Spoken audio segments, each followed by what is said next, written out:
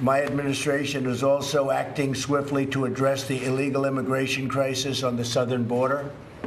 Loopholes in our immigration laws, all supported by extremist, open-border Democrats. And that's what they are. They're extremist, open-border Democrats. If you look at Nancy Pelosi, you look at Chuck Schumer, you'll see tapes where they wanted to have borders. They needed borders for security. Just a short while ago, a number of years ago, I see Chuck Schumer, we must have borders. Hillary Clinton, we must have borders. If people penetrate our borders, we must get them out of our country. Now, all of a sudden, they're big open border people. It's a whole big con job. In the meantime, people are suffering because of the Democrats. So we've created, and they've let it happen, a massive child smuggling industry.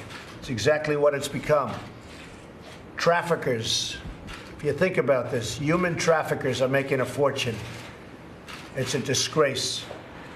These loopholes force the release of alien families and minors into the country when they illegally cross the border. Since 2014 alone, nearly 200,000 unaccompanied alien minors have been released into the United States as a result of Democrat-backed loopholes, including catch and release, which is one of the worst. You catch them and then you release them. Might as well save your time. Don't bother catching them. And this is what we're stuck with. They're the worst immigration laws in the history of the world. The whole world is laughing at the United States, and they have been for years.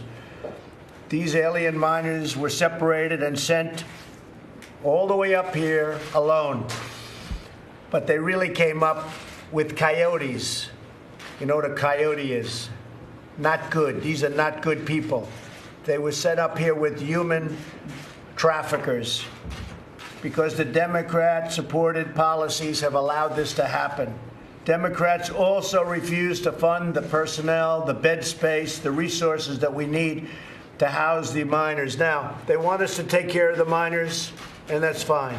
But they don't want to give us the money to take care of them. Because the worse everything looks, they think the better they're going to do with respect to the blue wave, which is turning out, frankly, to be a red wave if you look at the polls. I think we're going to have a red wave, not a blue wave. So they want us to take care of bed space and resources and personnel and take everybody and, like, let's run the most luxurious hotel in the world for everybody. But they don't want to give us the money. So you could ask them about that. We have to house these minors, and we have to house them safely. And frankly, we have to house them, and we should be taking good care of them, and then we should return them back home. That's what we have to do. But every time we ask for resources, the Democrats say no. They say no to everything. They're obstructionists because they think that's good politically. I think it's bad politically. For them, I think it's bad politically. We'll see. In addition, Democrat and court-ordered loopholes prevent family detention and lead to family separation, no matter how you cut it. I signed a very good executive order yesterday, but that's only limited. No matter how you cut it, it leads to separation ultimately. I'm directing HHS, DHS, and DOJ to work together to keep illegal immigrant families together during the immigration process and to reunite these previously separated groups. But the only real solution is for Congress to close the catch and release loopholes that have fueled the child smuggling industry. The Democrats are causing tremendous damage and destruction and lives by not doing something about this. And they know that. They know that better than anybody up there with a pen. If we don't close these loopholes, there is no amount of money or personnel in the world to address the crisis. Very serious crisis. Been going on so long. This isn't Trump administration. You look back at 2014 during the Obama administration, they have pictures that were so bad. They had a judge that said it was inhumane the way they were treating children. Take a look at some of the court rulings against the Obama administration. They talked about inhumane treatment. I read them. I looked at them. They're all over the place. Inhumane treatment. They were treating them terribly. We have a situation where some of these places, they're really running them well, and I give a lot of credit to Secretary Nielsen and all of the people that have worked. It's the nicest that people have seen, but it's still something that shouldn't be taking place. My wife, our First Lady, is down now at the border because it really bothered her to be looking at this and to seeing it as it bothered me, as it bothered everybody at this table. We're all bothered by it. But we need two to tango. We have 51 votes in the Senate. We need 60, unfortunately, because we have the ridiculous filibuster rule. So we need 60. And I think I'll get 4 or 5 or 6 from senators, frankly, running in states where I won by 25, 30, 40 points with Mike. And I think we'll get 6 senators, maybe we'll get 7 senators. That still doesn't get us to 60. So there's nothing you can do to get there. And people don't understand that. When we have a majority in the Senate, we have a majority by 1, but we need 10 votes.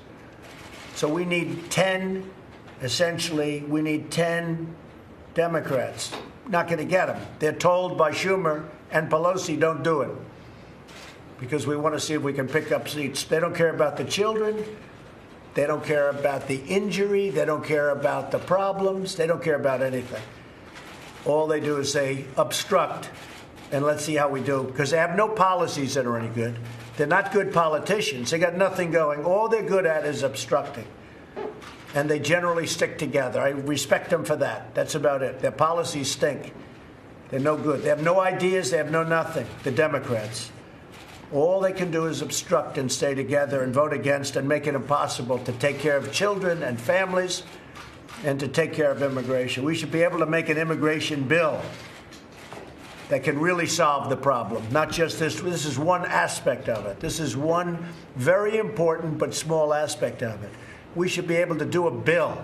I'd invite them to come over to the White House anytime they want. This afternoon would be good. After the cabinet meeting would be good. They are invited officially. I'll let you do the inviting. Let the press do the inviting. But we have to do something about immigration in this country. For 50 years and long before that, it was a disaster. But over the last 20, 25 years, it's gotten worse. Every time they write a rule or regulation, it makes it worse, not better. We can solve this problem. We have to hire thousands of judges. No country in the world is hiring judges like that. They hire border people that you can't come into the country. Mexico, by the way, is doing nothing for us. Nothing. They have the strongest immigration laws. They can do whatever they want. They can keep people out of Mexico. They have a 2,000-mile journey up Mexico. They walk through Mexico like it's walking through Central Park. It's ridiculous. Mexico does nothing for us. So then when people say, why are you being so tough with NAFTA? And I am being tough because it's a terrible deal for the United States. Mexico's making $100 billion a year off us and the horrible NAFTA deal. And I am being tough. One of the reasons I'm being tough, because they do nothing for us at the border. They encourage people, frankly, to walk through Mexico and go into the United States because they're drug traffickers, they're human traffickers, they're coyotes.